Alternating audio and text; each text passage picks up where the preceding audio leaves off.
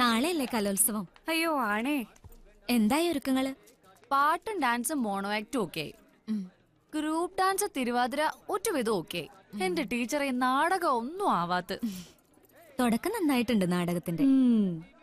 അത് കഴിഞ്ഞ വർഷം ഉണ്ണിയേട്ടൻ പഠിപ്പിച്ചിട്ട് പോയതാ. എന്നാ പിന്നെ ഹസ്ബൻഡിനെ കൊണ്ടുവന്നോടെ സംവിധാനം ചെയ്യാൻ?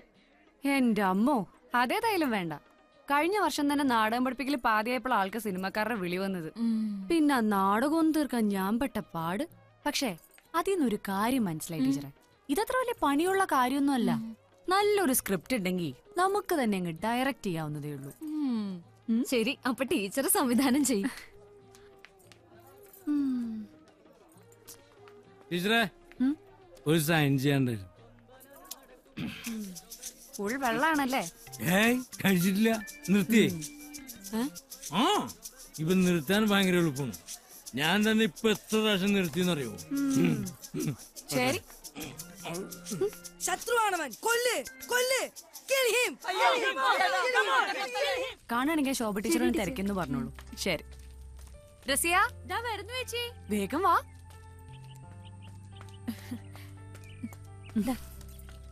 ചേച്ചി, കണ്ണനും അച്ഛനും വന്നില്ലല്ലോ. ഇന്ന് ഞാൻ കൂട്ടെടുക്കാൻ വരണോ? വേണ്ടി വരുന്ന തോന്നുന്നു. അച്ഛനും മോനും ഔട്ട് ഓഫ് കവറേജ് ഏരിയ. ഉണ്ണിച്ചേട്ടൻ കൊറേ നാളായല്ലോ സിനിമയുടെ കാര്യം പറഞ്ഞ് നടക്കണത്. എന്താ ഒന്നും ആവാത്തെ? ആ, ഈ കാര്യം മൂപ്പര് വരുമ്പോ നീ തന്നെ അങ്ങ് നേരിട്ട് ചോദിച്ചോളൂ. എനിക്കാണ് ഈ സിനിമക്കാരെ കേൾക്കണമെന്ന അലർജിയ. സിനിമക്കാരെ കണ്ടുകൂടാ. അപ്പൊ പിന്നെ ഉണ്ണിയേട്ടന് വേറെ വല്ല ജോലി നോക്കിക്കൂടെ? കറക്റ്റ്, നിനക്ക് പോലും അങ്ങനെ തോന്നി. പറഞ്ഞിട്ട് എന്താ കാര്യം? അവനോന് തോന്നണ്ടേ? പണ്ടൊക്കെ ഞാൻ പറയായിരുന്നു, ഇപ്പൊ നിർത്തി. നായയുടെ വാല് PVC പൈപ്പിന്റെ ഉള്ളിലിട്ട് നേരെയാക്കുന്നതിന്റെ വാപ്പ പണ്ടൊരു ട്രയൽ നടത്തിയില്ലേ, അതുപോലെ എന്നെ ചെയ്തു. ഒരു രക്ഷയില്ല.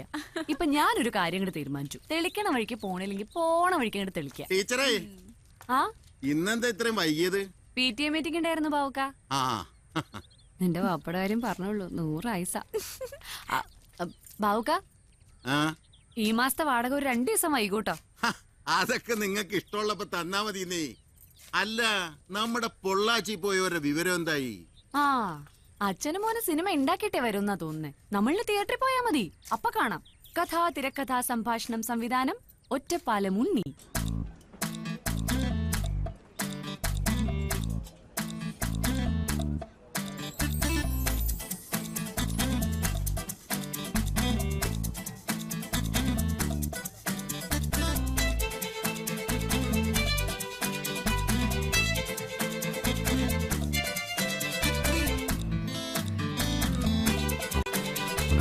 എനിക്ക് തോന്നിയ അഭിപ്രായങ്ങൾ പറഞ്ഞതേ ഉള്ളൂ. ഡിസിഷൻ എടുക്കേണ്ടത് നിങ്ങൾ തന്നെ. അങ്ങനെയല്ല ഉണ്ണിയേട്ടാ, ഇപ്പൊ തന്നെ എത്ര ട്വിസ്റ്റ് ഉണ്ടായ കഥയില്. ഒരു കാര്യം ഞാൻ കുറപ്പാ, പടം ഹിറ്റാ. അതെ, all the best. Thank you. ഉണ്ണിയേട്ടന്റെ പടത്തിന്റെ കാര്യം എന്തായി? പ്രൊഡ്യൂസർ വൈകിട്ട് കാണാമെന്നാ ഓ പറഞ്ഞിരിക്കുന്നു. I see. അപ്പൊ ശരി. ഈ പടം തന്നെ ഞാൻ പറഞ്ഞതാ, രാമോജിയില് പോയാ മതിന്ന്. ഹൈദരാബാദിലെ അവിടെ എല്ലാതുണ്ടല്ലോ. നമ്മള് കാശും പെട്ടിയായിട്ട് അങ്ങോട്ട് പോയാ ഫിലിം പെട്ടിയായിട്ട് ഇങ്ങോട്ട് വരാം. സാറേ. ആ എന്താ ഡയറക്ടറെ? സാറേ, ആ ഒറ്റപ്പാലം ഉണ്ണി 2 ദിവസമായിട്ട് ഇവിടെ ചുറ്റി തിരിയുന്നുണ്ടല്ലോ. എന്താ കാര്യം എന്നറിയോ? അവന്റെ പടം ഞാൻ നിർമ്മിക്കണം. ആ, പണ്ട് ഇതുപോലെ ഒരാൾ അവന്റെ പടം നിർമ്മിക്കാൻ വന്നതാ. ഏത്? നമ്മുടെ പരുന്ത് പിള്ളച്ചേട്ടൻ. എന്നിട്ട് എന്താ ഉണ്ടായതെന്നറിയോ? ഷൂട്ടിംഗ് തുടങ്ങുന്നതിന്റെ തലേ ദിവസം അവൻ അയാളുടെ വയറ്റിനിട്ട് ചവിട്ടി. ആ പ്രോജക്ട് അതോട് നിന്ന് പോയിട്ടാ. ഇനി ഞാനും ചവിട്ട് വാങ്ങിയാലേ സമാധാനം ആവുള്ളൂന്നുണ്ടോ തനിക്ക്? കയ്യിലെ കാശ് മുടക്കി അടിവയറ്റിലെ ചവിട്ട് വാങ്ങണ. എന്നാ പിന്നെ കാര്യം പറഞ്ഞ് വിട്ടൂടെ? ഏയ്, അവൻ അവിടെ നിക്കട്ടോ. തനിക്കെന്താ ബുദ്ധിമുട്ട്? താനൊരു കാര്യം ചെയ്യാ, ആ സ്ക്രിപ്റ്റ് എടുത്ത് അവന്റെ കയ്യിൽ കൊടുക്ക. സ്ക്രിപ്റ്റ് പൊളിച്ചടക്കി തന്നിട്ടുണ്ട്, പ്രത്യേകിച്ചും ഹ്യൂമർ.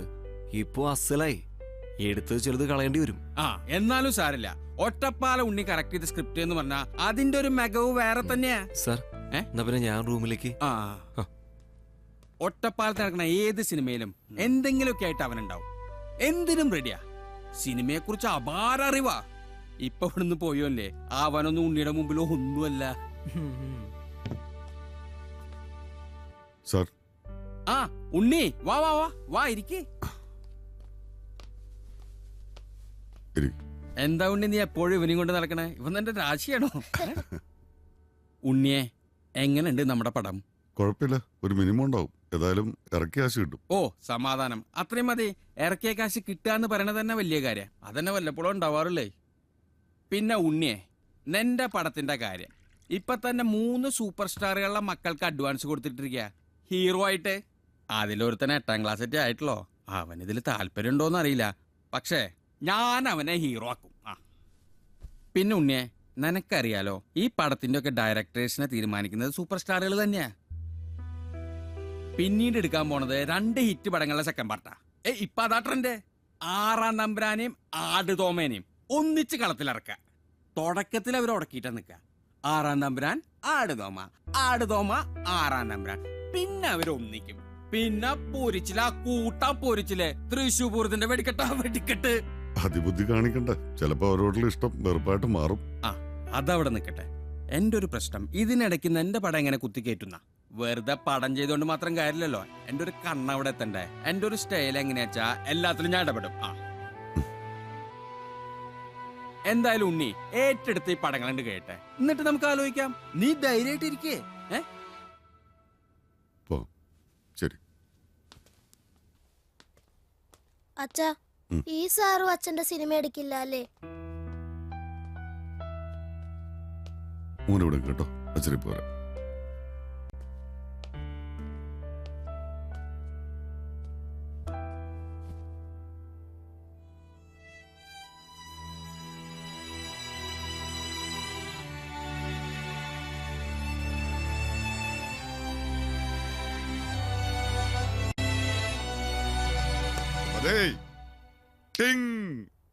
സംഗതി ഓക്കെ. ഒരു നമ്പർ ഇട്ടു. നമ്മുടെ പഴയ ആനക്കാരന്റെ കഥ ട്രെൻഡേ പറഞ്ഞുള്ളൂ. ആള് വീണു.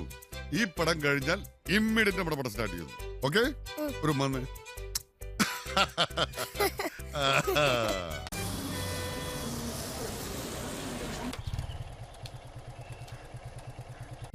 ഈ തിയേറ്ററിൽ എന്താ പടം കളിക്കാത്ത? അത് നഷ്ടം വന്നിട്ട് പൂട്ടിപ്പോയതാ മോനെ.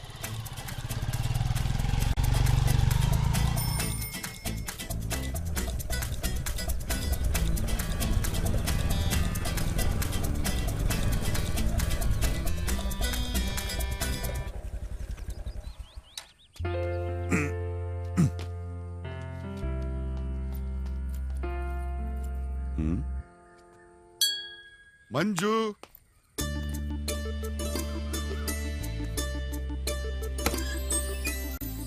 അയ്യോ, സത്യനന്ദിക്കാട് വന്നോ?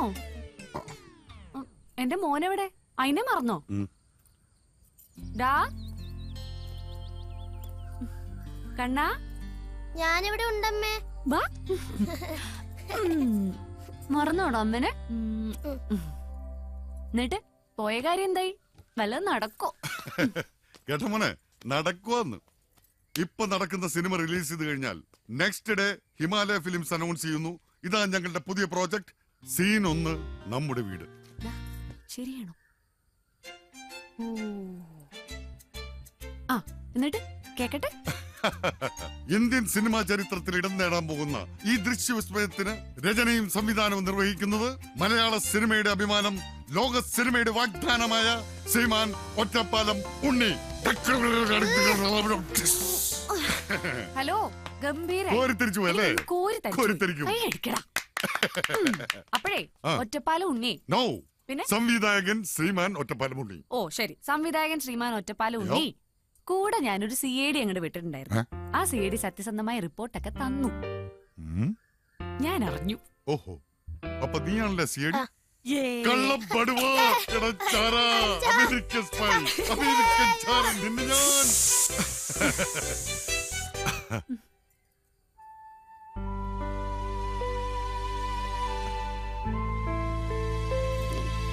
വാ, നീ ഇന്ന് സ്കൂളിൽ പോണില്ലേ? മണി 8 കഴിഞ്ഞല്ലോ. കൊള്ളാം. വന്ന് ഞായറാഴ്ച പോലും തിരിച്ചറിയണ്ടേ. ഓ, ഇന്ന് ഞായറാഴ്ച ആണല്ലേ? അല്ലെങ്കിലും ഞങ്ങൾക്കൊക്കെ എന്നും ഞായറാഴ്ച അല്ലേ നമ്മള്. ആ പറഞ്ഞത് ശരിയാ മോനെ. അല്ല, അതിനിടക്ക് നീ സ്കൂളിൽ വലിയ നാടക സംവിധായികയെന്നൊക്കെ കേട്ടപ്പോ നല്ല കൂലം കിട്ടിയെന്ന് കേട്ടു. സംഗതി ഒരു പറ്റുപറ്റിയെന്നുള്ള നേരാ. പഠിപ്പിക്കാൻ തീരെ സമയം കിട്ടിയില്ല. ആകെപ്പാട് ഹറിബറിയായി പോയി. ഇനിയിപ്പോ ഇതാരും അറിയണ്ട.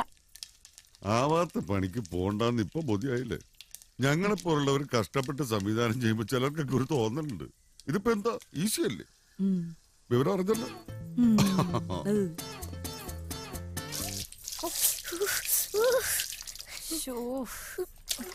ദേഹത്ത് മുഴുവൻ പൊടിയഴുക്കാണല്ലോ. പോയടുത്ത് കുളിയൊന്നും ഉണ്ടായിരുന്നില്ലേ കണ്ണ? അതെ, ഇന്നലെ കുണ്ണിയേട്ടനെ ഇവിടെ കുളിക്കാൻ നിൽക്കണ്ട, സർവീസ് സ്റ്റേഷനിൽ പോയി സർവീസ് ചെയ്തോളൂ. എഴുന്നേറ്റ് തന്നെ.